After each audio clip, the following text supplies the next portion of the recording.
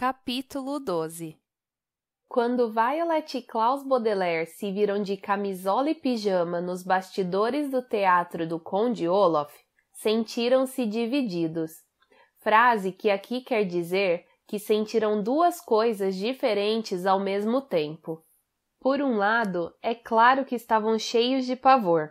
Pelo murmúrio de vozes que vinha do palco, os dois órfãos Baudelaire podiam concluir que a apresentação de O Casamento Maravilhoso havia se iniciado. E a essa altura parecia tarde demais para tentar de alguma forma frustrar o plano do Conde Olaf.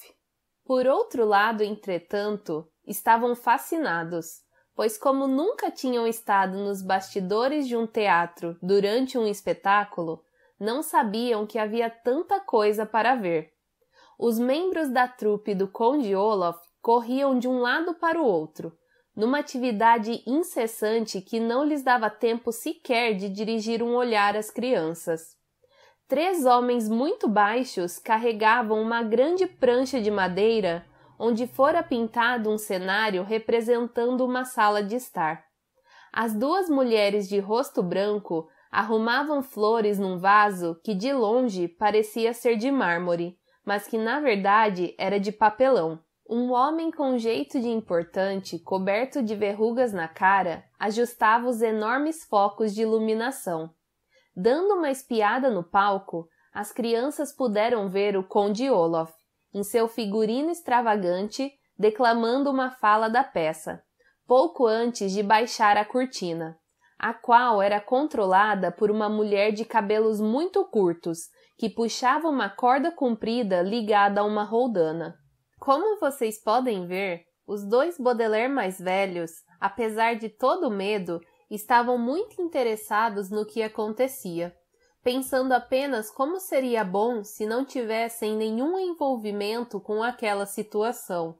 Quando a cortina desceu, o Conde Olaf se retirou do palco com passadas largas e olhou para as crianças. É o fim do 2º ato. Por que os órfãos ainda não estão prontos para entrar em cena? Sussurrou ele para as mulheres de rosto branco. Em seguida, quando a plateia prorrompeu em aplausos, sua expressão de zanga se transformou numa de alegria e ele voltou ao palco.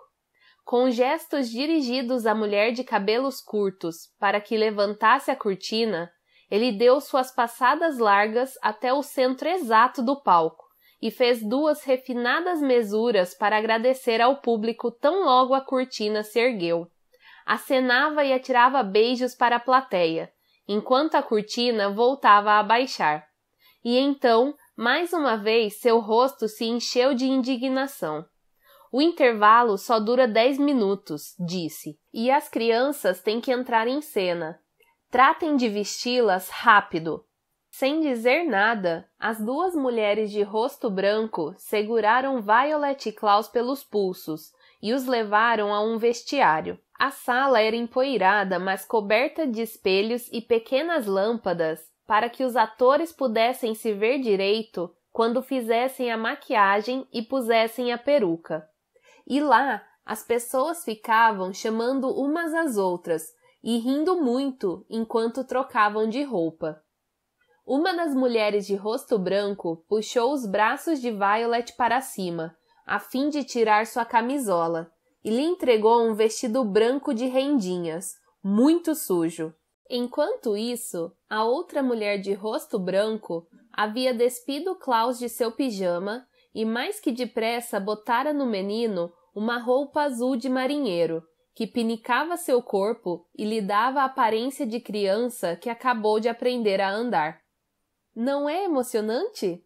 Disse uma voz, e quando as crianças se voltaram, viram a juíza Strauss, pomposamente vestida com uma toga e usando uma peruca empoada. Ela segurava um livrinho. Crianças, vocês estão fantásticas! A senhora também, disse Klaus. Que livro é esse? Ora, essas são as minhas falas, disse a juíza Strauss. O Conde Olaf pediu que eu trouxesse um livro jurídico e lesse o texto autêntico da cerimônia de casamento, para dar à peça um tom absolutamente realista. Tudo o que você tem que dizer, Violet, é sim, mas eu tenho que fazer um discurso e tanto. Vai ser bem divertido. Sabe o que seria bem divertido mesmo? Disse Violet com cuidado. A senhora trocar as falas aqui e ali, pouca coisa. O rosto de Klaus se iluminou. Juiz Strauss, a senhora pode ser criativa.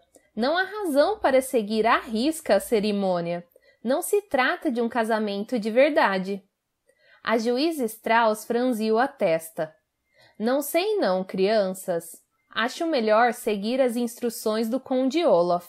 Afinal, o responsável é ele. Juiz Strauss, chamou uma voz. Juiz Strauss, por favor, compareça para a maquiagem. Meu Deus! Preciso ir fazer a maquiagem. A juiz Strauss tinha uma expressão sonhadora, como se estivesse para ser coroada rainha, e não apenas para receber algumas camadas de pó e cremes no rosto. Crianças, agora tenho que ir. Nós nos vemos no palco, meus queridos. A juíza saiu correndo, enquanto as mulheres de rosto branco terminavam de arrumar as crianças. Uma delas pôs uma grinalda florida nos cabelos de Violet, que nesse momento se deu conta, horrorizada, de que estava vestida de noiva. A outra pôs um boné de marinheiro em Klaus, que se olhou num dos espelhos e ficou arrasado ao constatar como estava feio. Seus olhos encontraram os de Violet, que também se mirava no espelho. — O que podemos fazer? Disse Klaus bem baixinho. Fingir que estamos doentes? Talvez cancelassem o espetáculo. O conde Olaf perceberia que era mentira, replicou Violet melancolicamente. Vai começar o terceiro ato de O Casamento Maravilhoso de Yvonne Coult, gritou um homem que segurava uma prancheta. Por favor, vão todos para os seus lugares no palco. Os atores saíram às pressas do vestiário e as mulheres de rosto branco agarraram as crianças e as empurraram para que seguissem os demais. Os bastidores se converteram num completo pandemônio, expressão que aqui quer dizer lugar em que atores e auxiliares de cena correm em todas as direções para resolver detalhes de última hora. O careca de nariz comprido andou rápido ao lado das crianças. Depois parou de repente, olhou para Violet em seu vestido de noiva e sorriu com sarcasmo. Nada de gracinhas, hein? Disse para os dois, levantando um dedo ossudo. Lembrem-se, quando entrarem em cena, façam exatamente o que devem fazer. O conde Olaf estará com o walkie-talkie na mão durante todo o ato. E se vocês fizerem uma única coisa diferente do combinado, ele liga na mesma hora para onde está Sunny. Já sei, disse Klaus penosamente. Estava cansado de ser ameaçado do mesmo modo tantas vezes seguidas. Pois tratem de fazer exatamente como foi combinado, tornou a dizer o homem. Tenho certeza de que assim farão, disse uma voz de repente. E quando as crianças se voltaram, viram o Sr. Paul, em trajes muito formais e acompanhado de sua mulher. Ele sorriu para as crianças e se aproximou a fim de apertar-lhes a mão. Polly e eu queríamos só dizer a vocês que quebrem a perna. Quê? Disse Klaus chocado. É uma expressão que se usa em teatro, explicou o Sr. Paul, com o sentido de boa sorte no espetáculo desta noite. Fico feliz de ver que vocês se adaptaram à vida com seu novo pai e que participam de atividades familiares. Sr. Paul, disse Klaus rapidamente, Violet e eu temos uma coisa importante para lhe dizer. É muito importante. O que é? Disse o Sr. Paul. Pois é, interrompeu o conde Olaf. O que é que vocês têm para dizer ao Sr. Paul, crianças? O conde Olaf havia surgido como num passe de mágica, e seus olhos brilhantes encaravam significativamente as crianças. Numa das mãos, Violet e Klaus puderam ver que ele segurava um walkie-talkie. Só queríamos lhe dizer que agradecemos muito tudo que o senhor fez por nós, Sr. Poe, disse Klaus sem muita firmeza. Era tudo o que queríamos dizer. Está certo, disse o Sr. Poe, dando uma palmadinha nas costas do menino. Bom, está na hora de Polly e eu irmos para os nossos lugares. Quebrem a perna, jovens Baudelaire. Ah, bem que eu poderia quebrar uma perna, sussurrou Klaus para Violet, e o Sr. Poe se retirou. Podem deixar que isso não tardará a acontecer, disse o Conde Olaf, empurrando as duas crianças para o palco.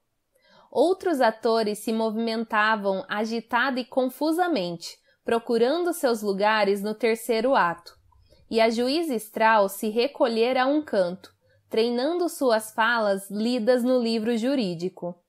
Klaus deu uma olhada à sua volta no palco, para ver se encontrava ali alguém que pudesse ajudar. O careca de nariz comprido pegou Klaus pela mão e o afastou para o lado. Você e eu não arredaremos pé daqui o tempo que durar o ato. Isso significa do começo ao fim. Eu sei o significado da expressão o tempo que durar, disse Klaus.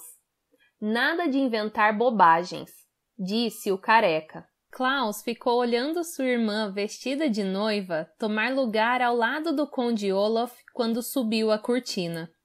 Depois ouviu os aplausos da plateia quando se iniciou o terceiro ato de O Casamento Maravilhoso.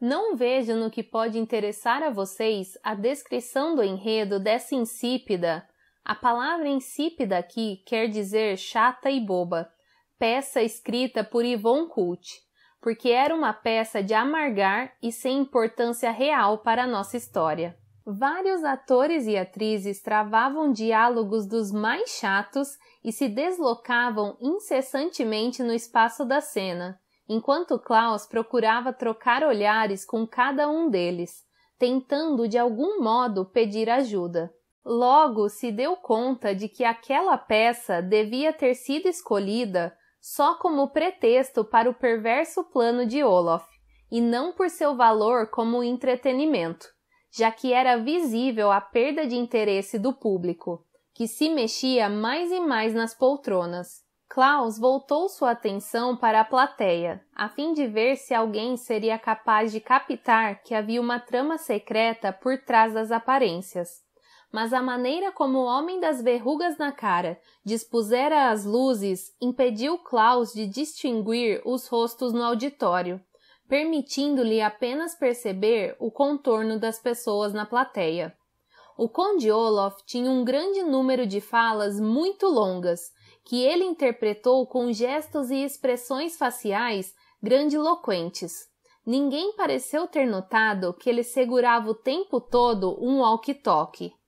Por fim, a juíza Strauss começou a falar, e Klaus viu que ela estava lendo diretamente do livro jurídico. A juíza tinha os olhos cintilantes e o rosto afogueado ao atuar no palco pela primeira vez. A magia da presença em cena tirando-lhe qualquer capacidade de perceber que estava sendo usada para o plano de Olaf. Ela falava e falava sobre Olaf e Violet se amarem na doença e na saúde, nos tempos favoráveis e nos tempos adversos, e todas aquelas coisas que se dizem às muitas pessoas que, por um motivo ou outro, decidem se casar. Quando terminou seu discurso, a juíza Strauss se virou para o Conde Olaf e perguntou: "Aceita essa mulher como sua legítima esposa?" "Sim", disse o Conde Olaf, sorrindo.